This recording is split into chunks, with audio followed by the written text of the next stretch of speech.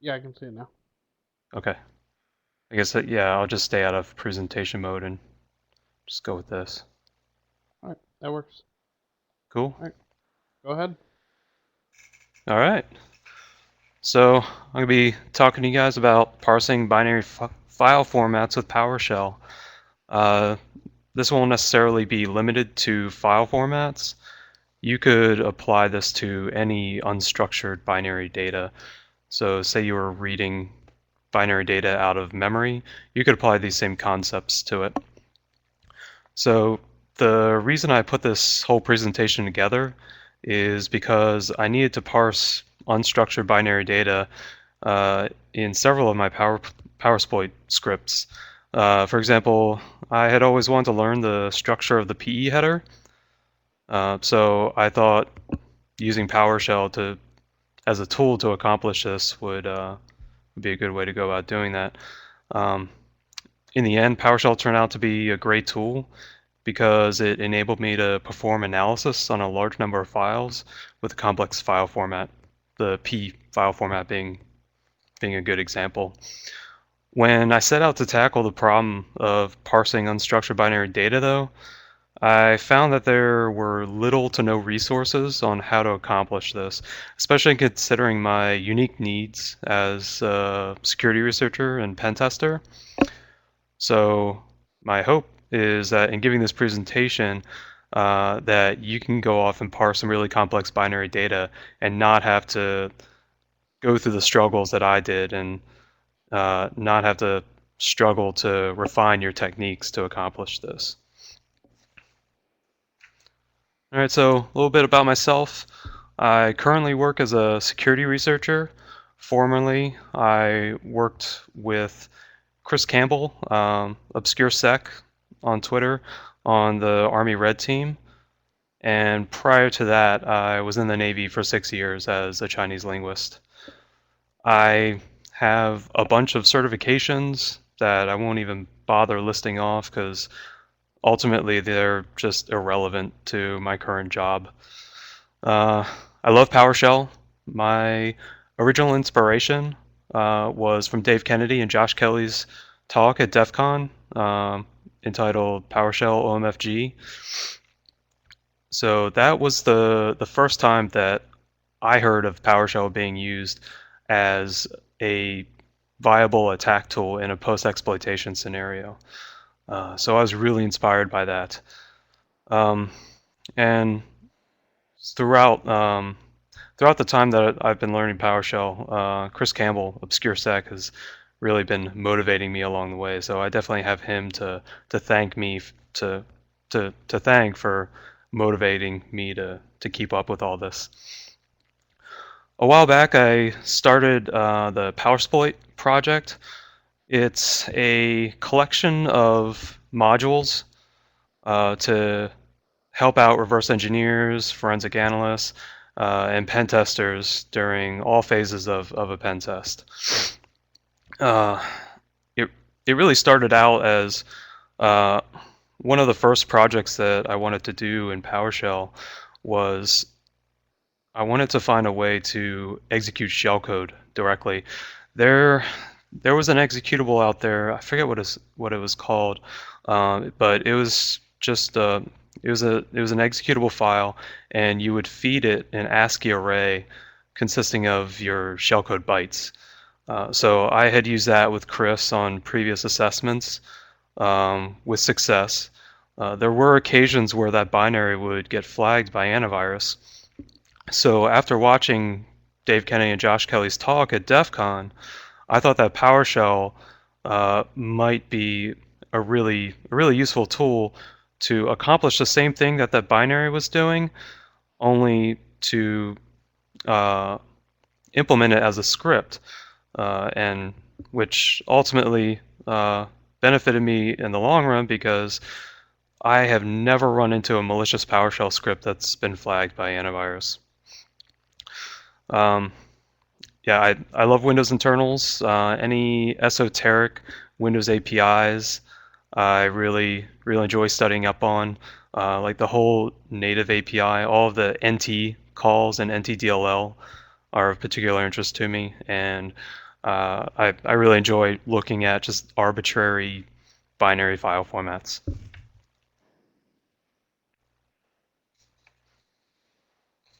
All right, so why might you be interested in parsing binary file formats? Well, these are the reasons that I would be interested in doing that, at least. So first being for malware analysis.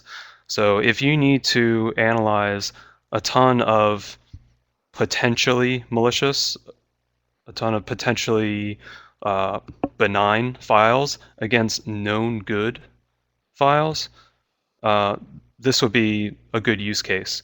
So let's say you took a sampling of tens of thousands of known good files. Say you had a fresh, clean install of Windows. You sampled all of the binaries on disk, did some analysis on them, and determined which fields in those binaries would be considered normal. So you could write signatures to detect anything that deviated from the normal structure that you had analyzed previously. So that would be one use case. Another would be fuzzing. So whereas in malware analysis we were reading in a bunch of binary file formats, in fuzzing you're going to be generating thousands of these binary files. So the same concept applies. You need to understand the unstructured binary file format that these files require so that you can do the work of assembling them and generating either normal or malformed files to assess the security of a particular software product that parses that particular file format. Lastly is just curiosity. As I said before, what really got me started in wanting to parse binary file formats with PowerShell was wanting to understand the PE file format better. And the result of all that was the get PE header script that you'll find in PowerSploit. All right, so why use PowerShell to parse binary file formats? Well, essentially, once you implement the code to do all the parsing, which can certainly be complicated, and it can be complicated to implement in PowerShell. But once that code is done, this is where PowerShell really shines. Once you can convert unstructured binary data into an object that PowerShell understands, I mean, the sky's the limit as to what you can do. So in the example that I'll be showing you in this talk, I'm going to be going over the DOS header of a PE file and we can, in my example, I looked at almost 7,000 PE files at their DOS headers, and PowerShell was great because I could easily get the data that I wanted, pass it off to other commandlets, and do all sorts of really good analysis. All right, and PowerShell is built for automation.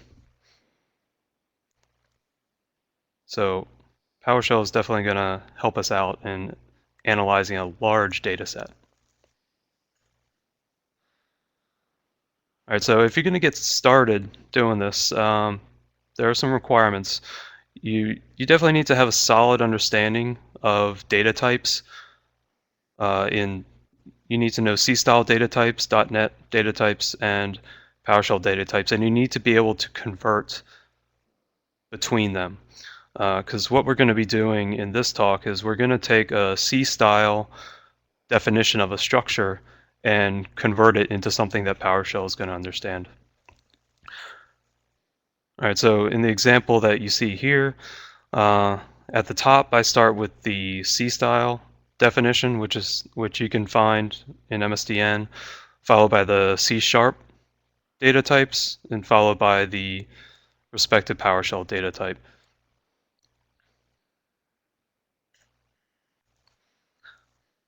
All right, so if we're going to start converting data types, say from a C-style to to the PowerShell type, we need to manually validate this. There's no clear-cut way to accomplish this. So this is the technique that I've come up with. So first you're going to want to look at the definition of the C data type that you want to convert. So in this example, take the definition of a D word or a double word. It's a 32-bit unsigned integer whose range is 0 to 4.2 billion. All right. So we know that 32 bits equals 4 bytes. All right. So these facts are important. We need to know the range that this data type is going to represent and the size, because when you're going to have unstructured data, they're going to be at specific offsets, and each one of those values is going to represent a certain range. All right. So in the case of a D word, in this example, my best guess is that it's going to be system.uint32. All right, that would tend to make sense just based off the description alone. U being unsigned, int, integer, and 32 bits. All right. So first we're going to validate the range, and we can get this from a static field in the uint object. So I'll go into PowerShell and show you what I mean.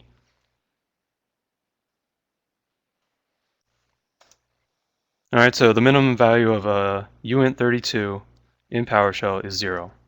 Okay. Its maximum value is 4.2 billion. All right, so far the range checks out. Let's validate the size. When you're dealing with unstructured data, especially in memory, the runtime interop services Marshall class is going to come in really handy. So what the size of method does is it will tell you the physical memory size of that data structure that you're interested in. So we're going to get the size of a uint32, which is 4, and this is represented in bytes. All right, so we seem to have an equivalent data type there, and we can move on. All right, so for example, I'm going to be talking about the DOS header. So little bit of background. The DOS header it's a legacy artifact of the DOS era. It really has no use now other than pointing you to the right direction, to the PE header. All right, the first 64 bytes is always going to be the DOS header in a PE file. So a PE file typically will have the file extension .exe, .dll, .sys for a driver, .cpl for a control panel binary, .scr screensaver, .com for legacy 16-bit applications, .ocx for ActiveX controls. And if you wanted to, you could manually validate that the DOS header is indeed 64 bytes wide. You can do this in WinDebug. If you'd like, I can show you real quick how I would go about doing this. So I'll attach my debugger to the calc program and get its size. Can everyone see this? I think you'll need to share those in the app. Oh, right. Okay. Actually, yeah, I'll just not worry about it. Just take my word that if you were to have your symbols in WinDebug configured properly, if you just execute those commands, it would indeed tell you that the DOS header is 64 bytes wide. All right. So every DOS header, it's going to begin with the characters MZ. Does anyone happen to know what MZ stands for? Yeah, there we go. Mark Spakowski. Awesome. That's definitely some good Jeopardy trivia right there.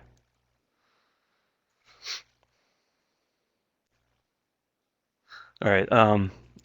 In practice, really the only useful fields in the DOS header is the first field, which is going to have the characters MZ, and the very last field, E_LFA new, which is simply the byte offset pointer to the PE header. All right. Generally speaking, the fields in the DOS header are going to be pretty consistent. In practice, they can be any value you want them to be. If you're interested in an abuse of the PE file format and the DOS header, definitely check out the Tiny PE project. In that project, he tries to make the smallest conceivable working executable, and he does so by compressing the various fields of the PE header into one another. So it's a really cool project. So if you're really into the PE file format, I definitely recommend you read that. It's a really cool project.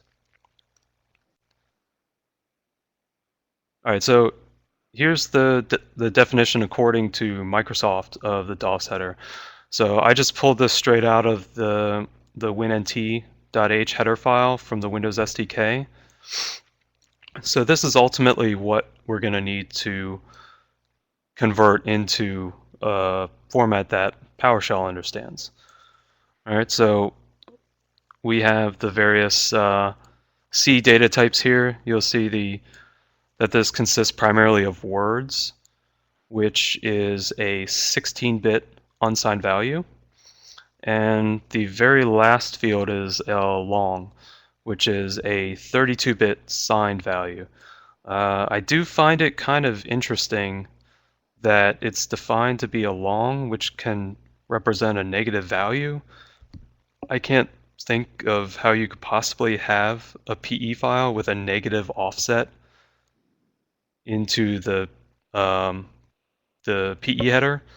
I don't know. There could potentially be a vulnerability in how the Windows loader parses that. I'm hoping that it interprets it as a D word, an unsigned value, but I've never actually tested that theory, so feel free to experiment.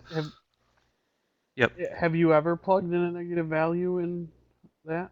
I I haven't. guess you just said no, you didn't. Yeah. Mm. Yeah, It makes me want to go do that. it would be interesting to try out for sure, by all means. That's cool. Yeah. The values at the top represent the possible values that the first field in the DOS header could represent, the eMagic field. In practice, you're only ever going to see 5A4D, MZ. I only have the other two values in there for completeness.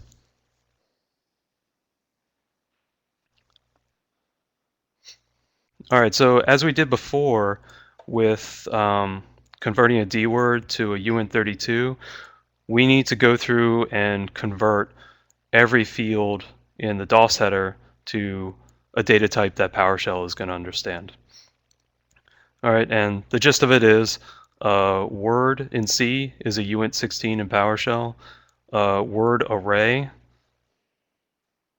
there are two word arrays in here, so we're going to need to represent those somehow. But the gist of it is word array in C is a uint16 array in PowerShell. Long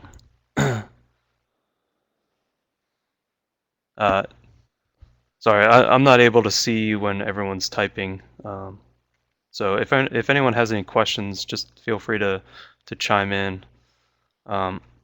So a long is going to be an int32. Unlike a uint32, which is unsigned, a long or an int32 is going to be signed. And you can manually validate these yourself if you like, using the same technique that I described previously. Find the min value and the max value in PowerShell, and then get the size, call the size of method to get the size in bytes of that data type. All right, so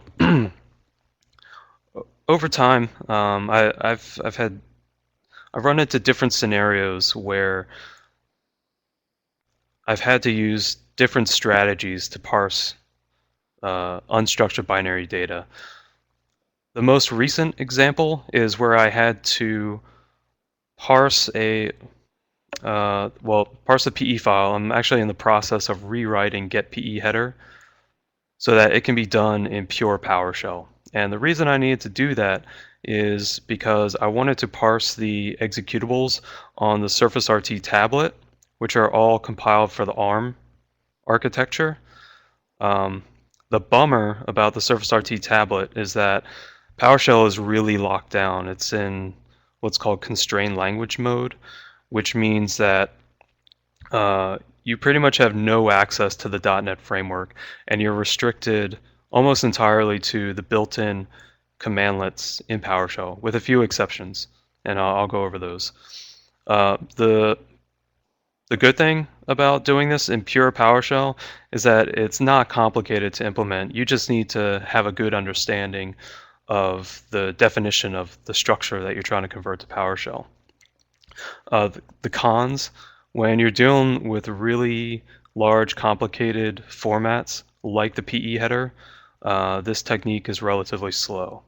Again, the only reason I needed to implement this technique was so that I could parse PE files on the Surface RT tablet natively. So that I could do it on the tablet and not have to pull the files off and go parse them elsewhere. All right, the second technique is C# compilation using the add type commandlet. So this will take any C# code that you have, compile it, and then present it to you, or make it accessible in your PowerShell session. One of the bummers about this is that this technique is not going to work on the Surface RT tablet. This is one of the few built-in PowerShell commandlets that you are not allowed to execute. And the reason being is because you can use add type to generate arbitrary DLLs. And the Surface RT tablet implements user mode code integrity checks, so it's going to flat out deny you from executing any unsigned code in both user and userland and the kernel. For the 10 people who do have a Surface tablet, this may be a problem for you, but otherwise, that there are lots of pros to using this method. First of all, the structures and any enumerations that you might define, they're really easy to define and read when they're done in C#. Many of the structures and enumerations you'll often find on pinvoke.net. So if there's a particular Win32 function call that you're looking at implementing in PowerShell and it takes a certain structure as an argument, you'll most likely find it on pinvoke.net. So after you call the add type commandlet, your C# code is compiled. And this technique, once the code is compiled and you've defined your structures, enumerations, classes, whatnot, this is a lot faster than using the pure PowerShell approach. And the get PE header script in PowerSploit uses this technique. One of the things that I don't like about this technique, especially if I'm doing like a red team assessment and I'm in a post-exploitation scenario where I don't want to drop any files to disk and I just want to have a minimal forensic footprint in general. When you call add type, it calls csc.exe, which is a C# compiler, and it writes some temporary files to disk. I generally don't like to drop anything to disk, but if I'm doing something benign like parsing my own PE header on my disk, I really could care less. All right, the third technique that I'm going to go over is reflection. So in the C# technique, you were taking C# source code and compiling it by calling the add type commandlet, which calls csc.exe, the C# compiler. Using reflection, we're going to bypass all of that, and we're going to manually assemble a DLL in memory. The pros of this technique, it's really fast, has an absolutely minimal forensic footprint, i.e. it doesn't drop any files to disk. And this is ideally suited for parsing complicated and in particular dynamic structures. So if you have a structure whose fields, the size of their fields vary dynamically based on runtime information, the reflection method allows you to define your structure based upon certain runtime information. So this really is the ideal thing to use in that scenario. And this is the technique that I use in get peb in PowerSploit. Peb is the process environment block. It holds a bunch of information about all of your running processes in memory. So the cons, this just like the C# method is not going to work on the Surface RT tablet. Microsoft doesn't want you compiling or assembling unsigned DLLs, hence they just outright block this. And reflection can definitely be a difficult concept to grasp if you're not really comfortable with the .NET layout of executables and the .NET architecture. But I'm going to give you a brief overview of all that. All right, so the first thing we need to do before going into implementing the translation of the C-style data types into something that PowerShell understands is we need to read the data in the first place. And there are two methods of doing that. All right, there's the get content commandlet. It's great for reading in small files, and this is what we're going to use in the case of reading in the DOS headers, because we only need to read in the first 64 bytes.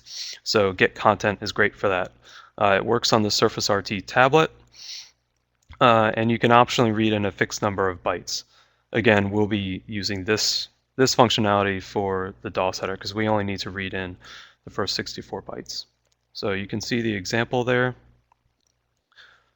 I'm reading in the DOS header from calc.exe as a byte array. The other method is calling the static method readAllBytes from the system.io.file class, and you give it an absolute path, and it just dumps out a byte array. This is really fast, so if you're reading in large files and you need to read in the entire file, then I recommend using this. Unfortunately, this won't work on the Surface RT tablet, again, because they prevent you from calling a lot of methods in the .NET framework.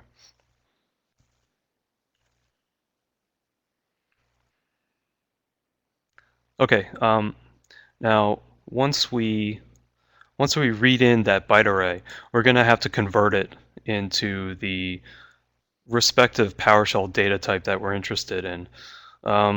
There's no really good way that I know of doing this. The way that I implemented this in the sample code I have here is kind of a hack, and I'll show you how this works. So if I wanted to convert 4 bytes into a D word, essentially what I'm doing here is I'm going to cast my bytes as a string and then cast that into a D word. So I'll show you what I mean here.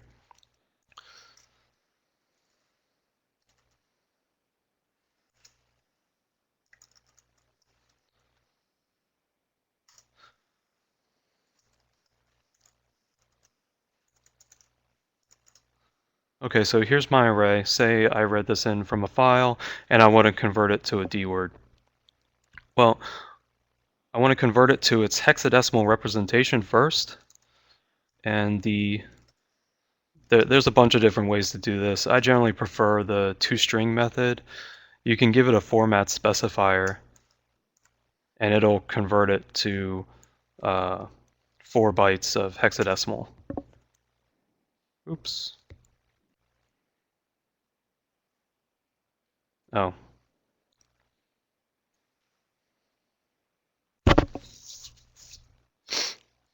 Oh, right. So I actually need to convert each byte or each entry into a hexadecimal byte. I can't just do it all at once. Okay, so now let's concatenate that.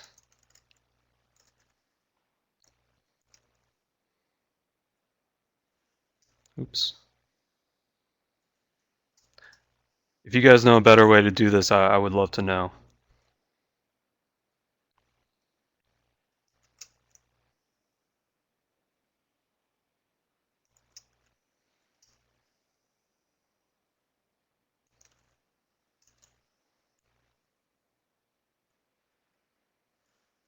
Okay, so now we're going to prepend 0x to that.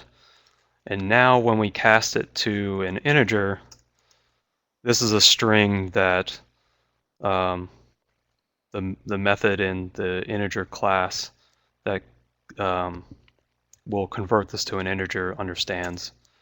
So now we've successfully converted those 4 bytes into an integer.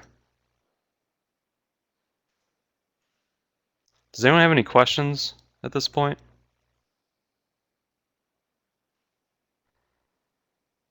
I don't really have a question, but more of a comment. That was really cool, but I I think you're probably doing it the easiest way, at least from just at a first glance. Convert that into the hex representation. Yeah. Yeah, I really couldn't Kind of looks like come up with a cleaner way to do it. Like I kind of feel dirty using this method, but I mean it works. a Lee Holmes kind of tweet Yeah, right. situation.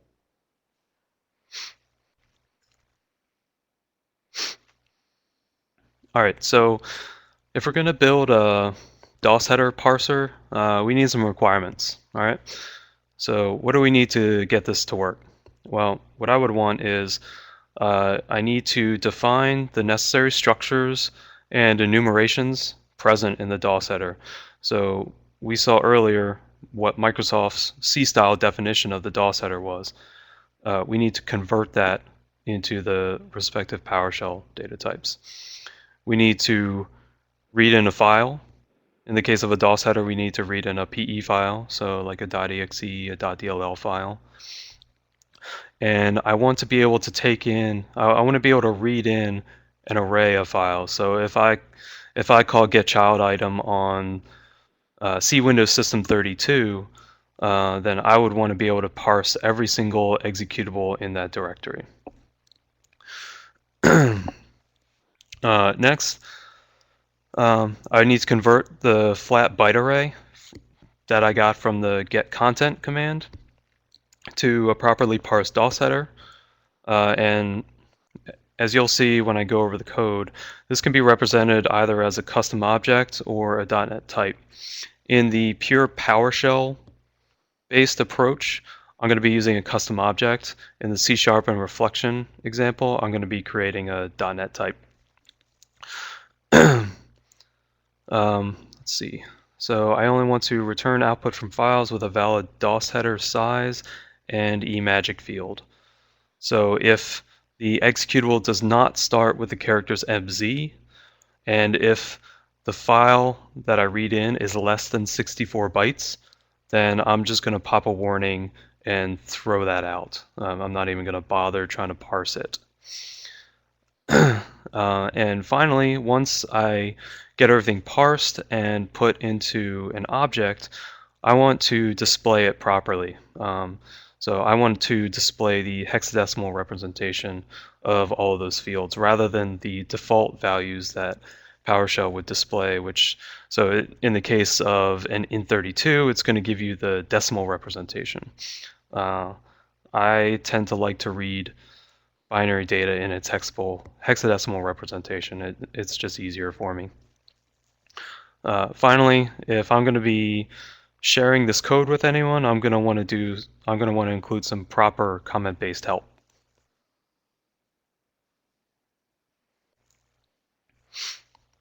Okay, so the first technique, the pure PowerShell approach, this relies heavily on reading offsets into a byte array using array offset notation. So if I had the byte array consisting of 1, 2, 3, 4, 5, 6, and I wanted to access the first two fields, then I would use the array offset notation, as you can see there. It's the case in a lot of file formats that they're going to be stored in little endian format. So to read them in properly, we're going to have to swap those. And fortunately, the array offset notation allows you to do that. So if we were going to convert little endian, say the first 2 bytes were stored in little endian, we would read them in backwards, as is the case in the first example where we're reading from 1 to 0. Custom object will be formed in this technique since the PowerShell scripting language has no way to define a native .NET type. There's unfortunately no way around this, but if any of you guys have experience with creating custom objects in PowerShell, I mean they're really powerful.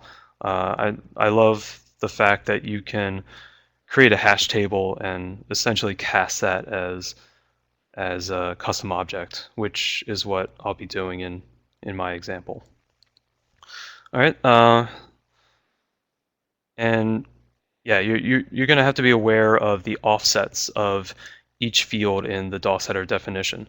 So going back to the requirements of converting C-style data types into PowerShell data types, this is where the size comes into play. So we need to keep that in mind. All right, so I'm going to go over my implementation of the pure PowerShell-based DOS header parser. Okay, so I have my comment-based help with examples of how to use this utility. And the first thing that I do here is I start defining the DOS header. So can everyone see this?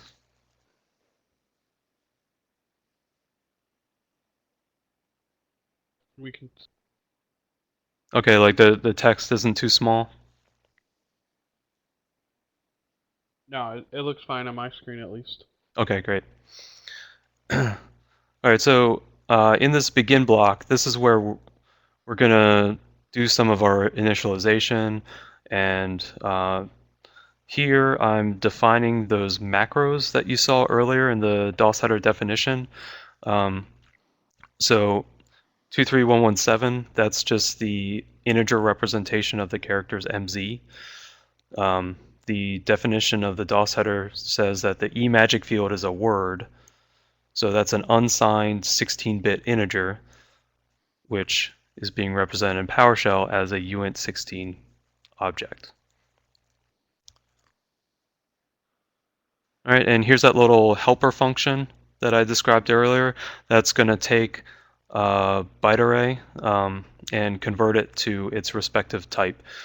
In the case of the DOS header, we only need to worry about words and longs, so unsigned 16-bit integers and a signed 32-bit integer.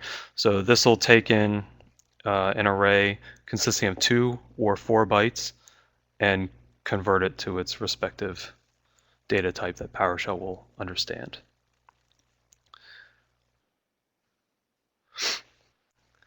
All right, so now when we read in each file, we're going to get its full path, read in the first 64 bytes, since all we care about is the DOS header and nothing else.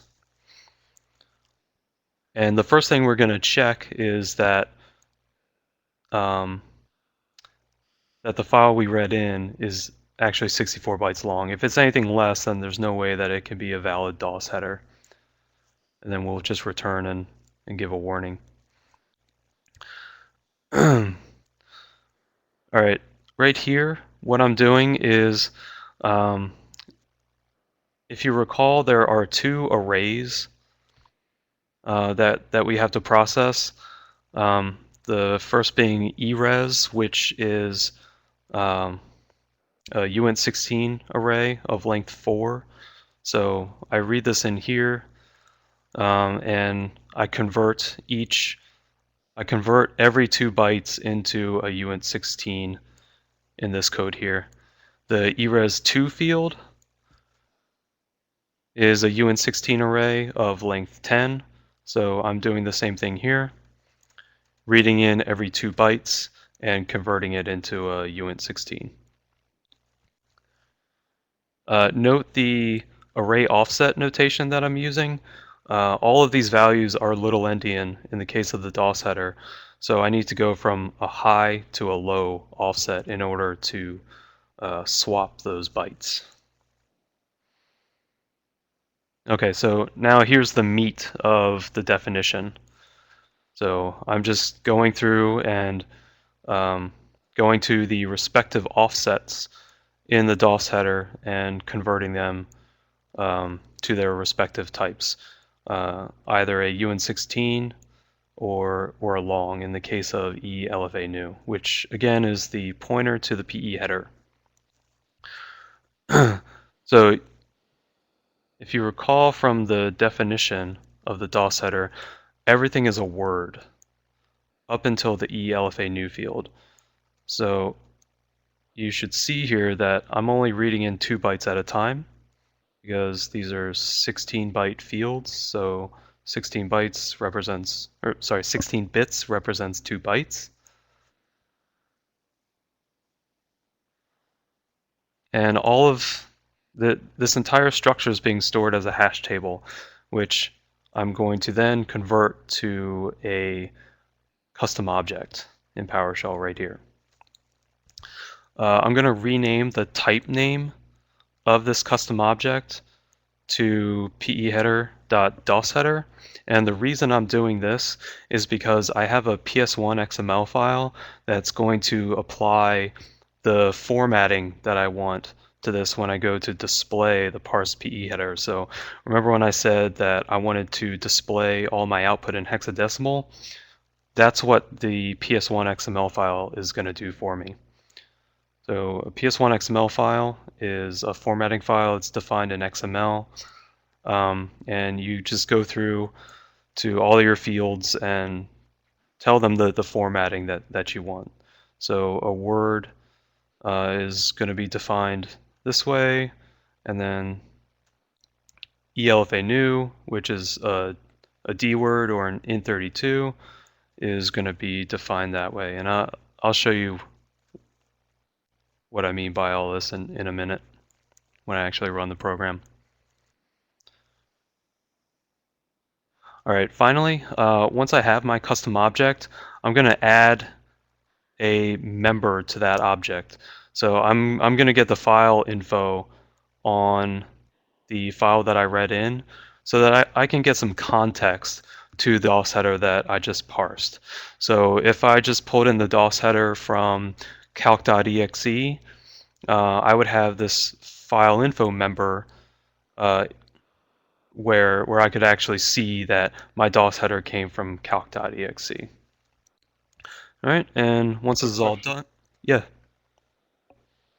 Why didn't you? I just was curious why you didn't add that member up in your hash table as opposed to adding it afterwards.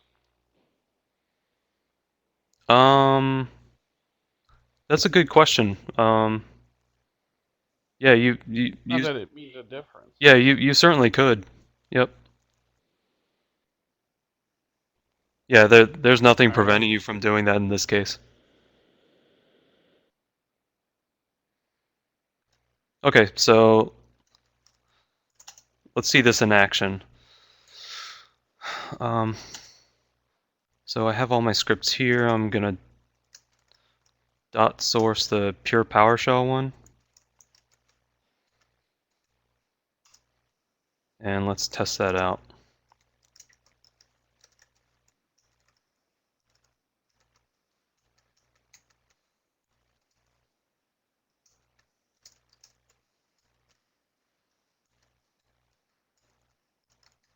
Let's look at the DOS header for calc.exe. Okay, so there you have it.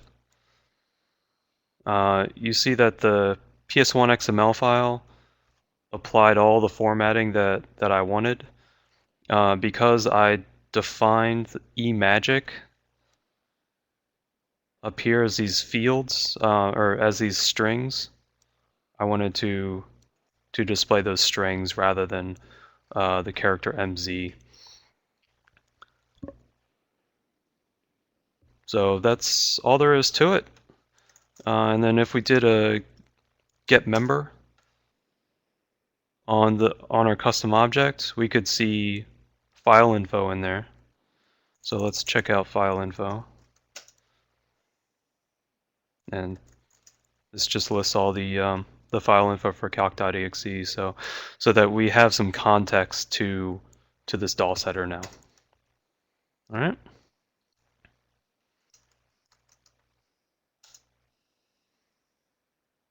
So that's it. Nothing terribly exciting.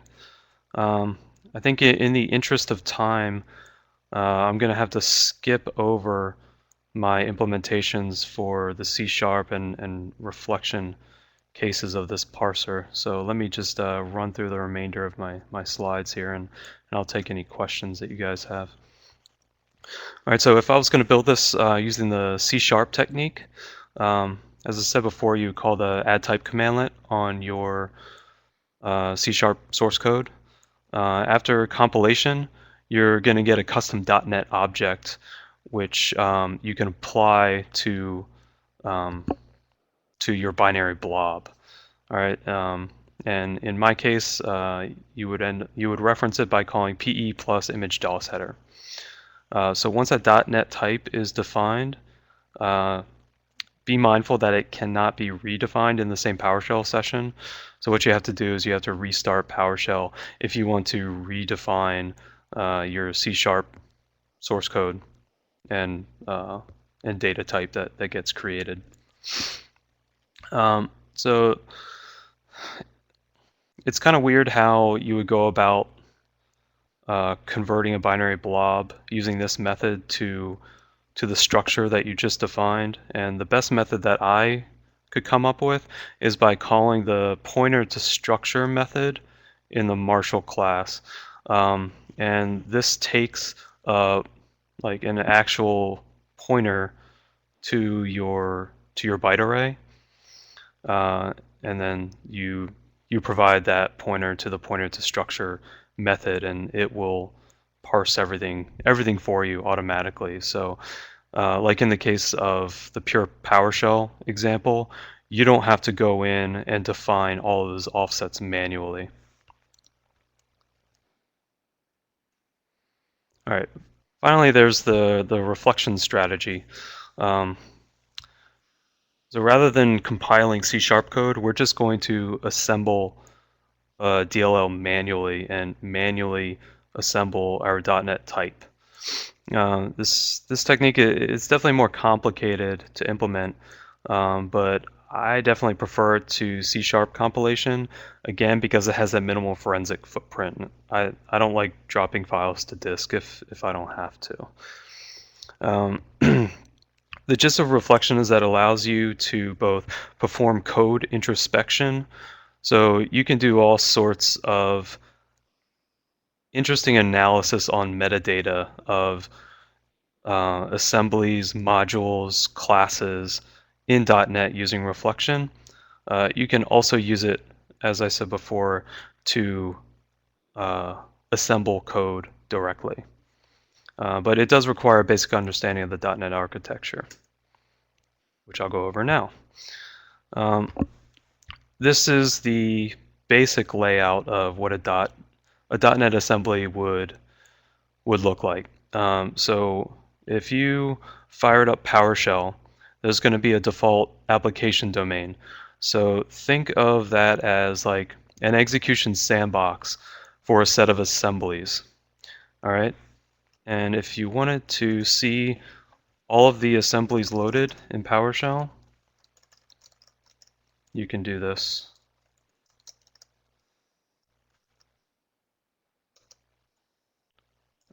Currents.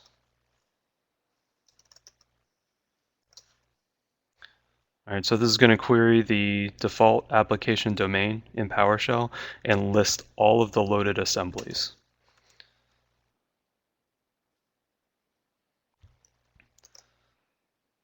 All right, so again, these are all the assemblies that are loaded into the current application domain, which is that execution sandbox for those assemblies.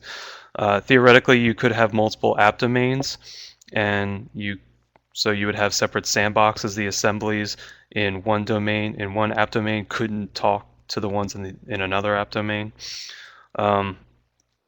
The assemblies themselves are the DLLs. Within the assemblies are modules, which I consider just to be a container for a logical grouping of types. And most assemblies are only going to have a single module.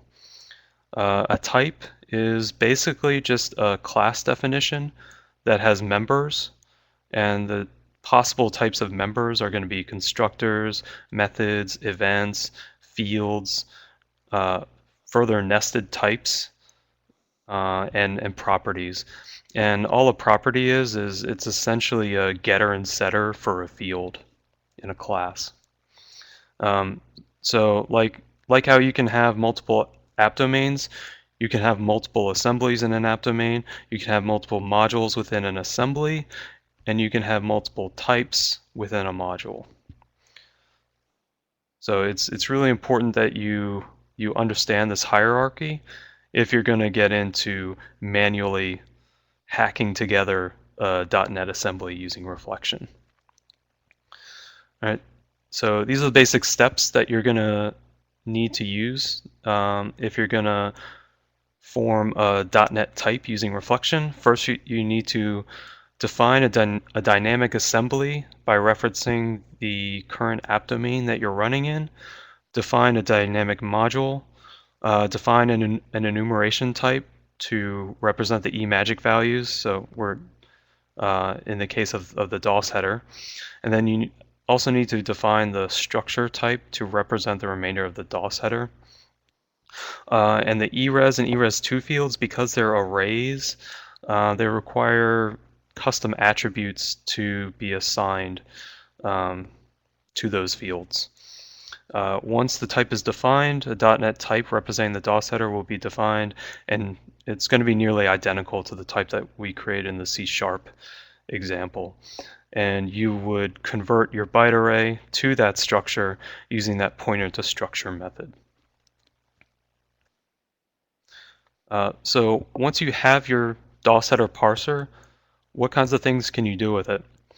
So what I did with it was I took a more or less default install of Windows 8, went into the, I believe it was just the C Windows directory, recursed through that, and ran this on every executable within that directory structure.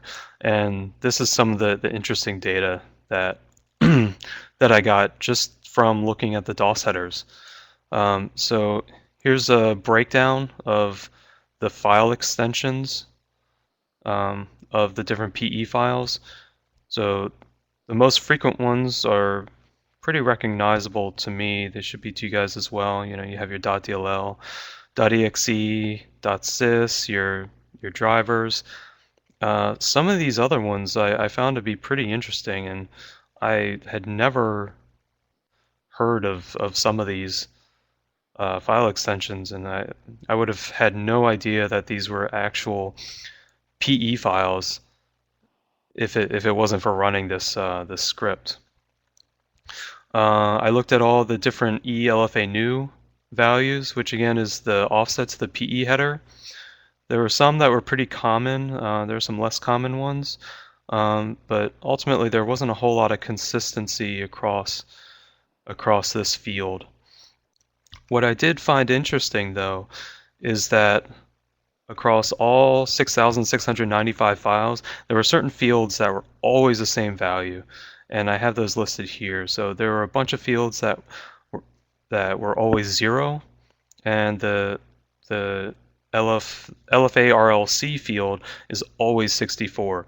So if you're doing any malware analysis, or if you're developing like an AV signature, you can use this information to your advantage because you know what a DOS header should look like, and anything that deviates from that, you'll want to investigate that file. So in the case of TinyPE, where Alex Sudarov compresses a bunch of fields in the PE header into the DOS header, that'll raise a red flag immediately if you have a signature like this. So that's it. Parsing binary file formats in PowerShell. It's really not a trivial matter. You really have to have a good understanding of the file format that you're trying to convert into something that PowerShell understands. Once you accomplish that, though, like this is where PowerShell really shines, because you can perform some really cool analysis on all these files once they're parsed and represented as an object that PowerShell understands. Again, there are 3 strategies that I came up with for dealing with parsing unstructured binary data. There's a pure PowerShell approach, the C# approach, and reflection. Each have their pros and cons. And again, you definitely need to be comfortable with the C-style data types and knowing how to convert them into something that PowerShell understands if you're going to attempt to write your own parsers. So that's it. There's my Twitter handle.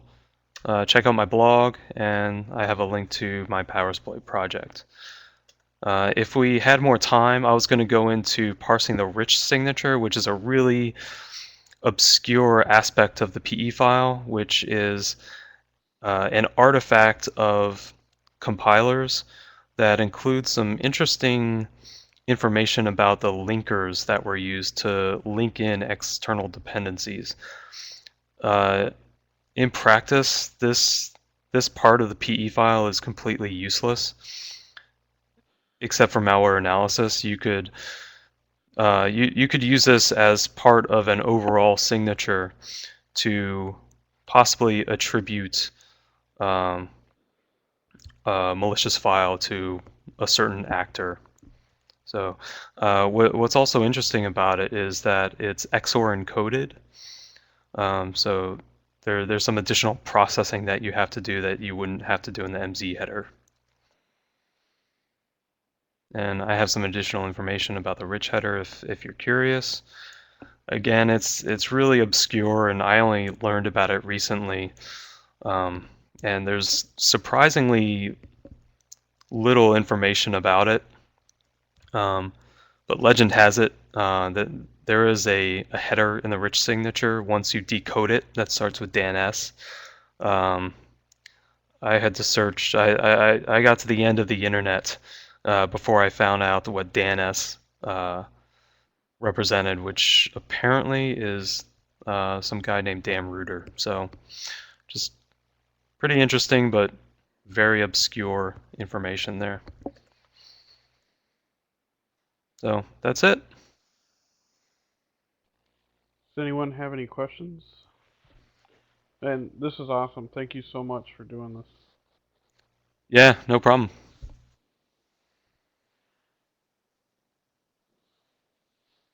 Very cool. Yeah, I was like sitting there. I'm like, holy cow, this is this is in depth. Yeah, Cool. definitely feel free to go over the source code. I wish I had more time to go over it. I hope I wasn't boring you to death by going over my source code, but I think you might benefit from looking over the C# and the reflection examples, because those techniques are extremely powerful if you're dealing with really complex formats.